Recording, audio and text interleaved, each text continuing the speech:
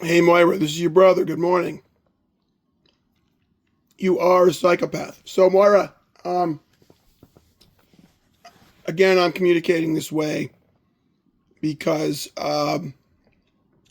you've cut off all effective communication. You refuse to trade voicemails or voice recordings via text message or emails with me. You just call me up and give me the same old bullshit and then don't call back. So I'm going to keep communicating with you, Moira, in any way I can because I'm ethical and I am responsible and I am the honest one. Would you like some examples of that? Responsibility. I'm the only person to have put paint on the in any way, shape, or form on this house in 26 years. It isn't much, but it's paint. I'm the one who took care of Dad to the end, close to the end. I saved that man's life 4 times, and I tried a fifth and failed. I drove his propranolol from Newton to Dartmouth once when he forgot it and he would have died without it. I had a stroke. Called Newton EMS twice and told them, gave them a report of his condition over the phone and made sure he was here. He was on the front porch for Newton EMS to take him to the ambulance. And on both occasions, I called EMS when he was having a cardiac event in the middle of the night. Both times he was thinking about not going to the hospital or waiting for the morning. And I insisted on calling EMS without asking his permission. I also got him into Care One. In New Bedford, the nursing home, the skilled nursing facility, when on the same occasion where you had said no, send him home. You were not the healthcare proxy, and you had called from New York before Mom and I got to the emergency department, and you had told the doctor to send Dad home. I asked the doctor to reverse her order because you were not the healthcare proxy. You were in New York. I was in New Bedford, and I was the secondary or alternative healthcare proxy. And I said, she's in New York, and I'm here, and why did you do that? And she reversed her order. And of course, we know that saved Dad's life to get him to Care One because you and Mom forced him to come home from Care One to the house in Dartmouth at 30 Mission Point Road, 30 Mission Point Road, Dartmouth, Massachusetts. And 12 weeks later, he was dead. So we can be certain that I saved Dad's life by getting him into Care One and being such an advocate for him at St. Luke's Medical Center. Because when he did, in fact, come home from Care One in New Bedford to the house at 30 Mission Point Road, Dartmouth, Massachusetts, that was the end of January 2024. He was dead by the end of April 2024. So bringing him home, in my opinion, I'm not a medical doctor. I'm not a gerontologist. I am not a pathologist. And I have very little information about Dad. I have no information about how Dad died. But other than he was constipated and impacted when he went back into the hospital system in March of 2024. So I don't know a lot, but I'm certain from the broad facts that bringing Dad home from Care One killed him. And it was Mom and you that insisted on it. And I opposed it so much. I refused to participate in the situation and risked being charged with larceny of a motor vehicle in order to force you and Mom to either send Dad back to Care One or get him the proper level of care at the home to get skilled nursing care into 30 Mission Point Road, Dartmouth, Massachusetts. Unfortunately, I failed in that fifth attempt to save my father's life. Anyways, so that being the foundation, I'm not lazy and I'm not irresponsible. Oh, and in terms of laziness, Moira, you have only a college degree from Wellesley College, which I'm certain was obtained illegitimately because you never lived on campus and you were not admitted to a college before you were admitted to Wellesley College. And Davis scholars who live off campus their entire time at Wellesley, they have to have been admitted to a college before they are admitted to Wellesley. They are, by definition, Davis scholars are transfer students. You never went to college anywhere. You never were admitted to an undergraduate program after you graduated from high school and before you attended Wellesley. You took some courses at Fordham, but that was like AP courses. That was to graduate from Fayetteville Manlius High School. So you never went to college anywhere before you went to as an admitted undergraduate before you went to Wellesley. Therefore, your college degree at Wellesley was somehow obtained by fraud. That's your education. My education, I have a legitimate college degree from Union College in Schenectady, New York. I have a legitimate law degree from St. John's University School of Law in Queens, New York. I have unmatriculated, non-matriculated. I have over 30 courses in life sciences. Well, life sciences and some other things at Harvard Extension School, including a graduate course called Psychology in the Brain, which was a seminar graduate course, and I got an A. I'm not lazy, Moira. You are.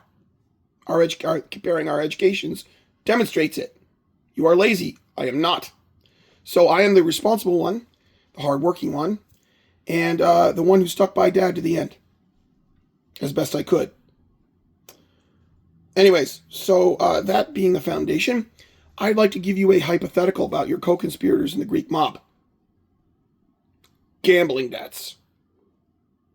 See, the geniuses in the Massachusetts Assembly, the Massachusetts legislature, the geniuses in their infinite wisdom decided to legalize gambling in the Commonwealth. Now, for those of you, if anyone else listens to this, organized crime is always involved in gambling. You just can't stamp it out. How do I know this? Well, you see, I had the benefit of living in New Jersey. First of all, I can read the paper. Second of all, I lived in New Jersey. Right? Remember Ron Ferrarini, the guy who put the addition on the house, and the conflicts over the carting, the taking away of the garbage between the different, mob-owned carting businesses. And you remember the Max and Sam Wonderly's dad who got shot in the head because he wouldn't give the recycling carting contract to whatever mafia was operating out of New Jersey, right? And Jerry Infantino brothers, who I went to middle school and high school with, they were in carting, right? So the mob's all over the place in New Jersey. And I just watched, yes, The Sopranos. I never watched The Sopranos. Terrible show. Don't like it. Didn't like it. I don't like glorifying mobsters. They're just a bunch of losers and shitheads and child rapists. So, yes, I recognize some of the highways in the opening scenes of the Sopranos. I went back and forth to law school sometimes through some of those highways. Anyways, when I graduated from law school and when I was working at the Union County Prosecutor's Office, I was thinking about getting another job. I was working at the Union County Prosecutor's Office in Union County, New Jersey, and I was a prosecutor's agent legal intern. And I was thinking about getting another job. It was before Prosecutor Manahan had taken over from the guy before him, whose name I can't remember at the moment. And I was thinking about getting another job someplace. And a clerkship opened up in Atlantic County. And I interviewed with the judge down there. He was Italian-American, very nice man. And I was doing really well in the interview. Really well. He liked me. We were getting along well. I was sharp with all my, whatever questions he asked me about the law. I went to St. John's. It's a Vincentian Catholic school. The interview was going awesome. And at the end of the interview, he smiled at me and he said, "Okay, Ed, or Mr. I can't remember if he called me Mr. Dorsey or Ed or Edward."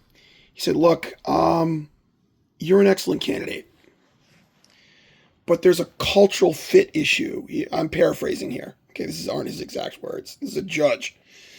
Atlantic County is where all the casinos are in New Jersey, because it's where Atlantic City is, by the way. Right. Remember all those casinos that the fascist asshole who's our president drove into bankruptcy? Right. Those casinos are in Atlantic County in New Jersey. Right. So Atlantic County is where Atlantic City is in New Jersey. The Tangerine Tyrant who drove a couple of casinos into bankruptcy, that's Donald Trump, to those who are, don't know what Tangerine Tyrant means. The Tangerine Tyrant, he drove a couple of casinos into bankruptcy in Atlantic City.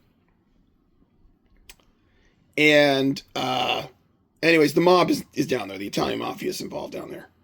And this judge, in this interview, I was interviewing for a clerkship in the Superior Court in Atlantic County, New Jersey, said, "Look, you've done well in this interview. You're an excellent candidate, but there's some cultural issues, some political issues you probably don't want to work with. There are reasons why you don't want to work here. We have casinos here. And there are some political issues having to do with certain organizations that you are too ethically oriented and you're too interested in law enforcement in order to, I think you might not get along well down here.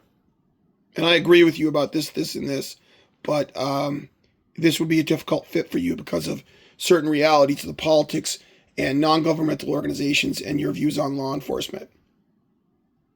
He was talking about the Italian mafia. He saw right away in the interview that I was too oriented toward ethics and honesty and law enforcement to be able to deal with the bullshit in Atlantic County having to do with the Italian mafia operating around the casinos in Atlantic City. So both by reading the paper and the New York Times or whatever open source media sources, and by personal experience, I know with 100% certainty organized crime is always involved with casinos. And the fucking geniuses in the Massachusetts legislature decided to put casinos in Massachusetts. That was fucking stupid.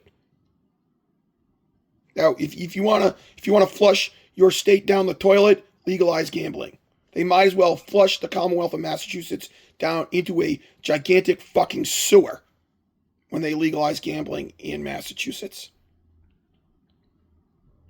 Now, here's how this relates to a hypothetical about counterintelligence. Now, I'm going to sue you, Moira, for extortion and wrongful death and a whole bunch of other things. I'm not going to bother to mention espionage or counterintelligence in court. It's irrelevant to the civil suits. But I think you should know about this. Zoe Greek Restaurant Group, which is run and I think owned by one Elias Tembelpoulos, the Greek mobster you have extorting me on your behalf by calling the police on me and killing my cats and, damaging the brakes on the car and, in cooperation with Steve Solari, doing things to the brakes on the car, etc. Zoe Greek Restaurant Group has a restaurant that's somewhere within shooting distance, somewhere within driving distance of the casinos over, Somerville or Medford, whatever. Right. Medford, the only place in America where the induction of those new casinos, they're in a place in Massachusetts, close to a place in Massachusetts where the only mafia induction of a soldier was captured on videotape and recovered by law enforcement. Assistant District Attorney James W. Sakian, USMC retired captain, told me that. Yeah, and the casinos are near that place. Wow, that's brilliant. Gambling debts by people who have classified information is a standard way that foreign powers gain access to information. Hank Crumpton, in his book, The Art of Intelligence, described a situation where a Russian code man who worked with codes, the person was the cryptologist in a Russian embassy in a foreign country, I think he said it was in Africa, had gambling debts. And his only way to resolve the gambling debts and not get sent back to Russia or punished was to sell information to the United States of America. And Moira, you are involved with Greek mobsters who are involved with Italian mobsters who have casinos, who are involved with casinos that are in an area where lots of people work on technical information that is classified. Raytheon, Draper, BAE Systems. Do any of the employees of Draper and BAE Systems gamble or have gambling debts that the Greek mob knows about and may extort those people into betraying the United States of America? I wonder. Just a hypothetical for you to think on, Moira. Espionage and gambling debts.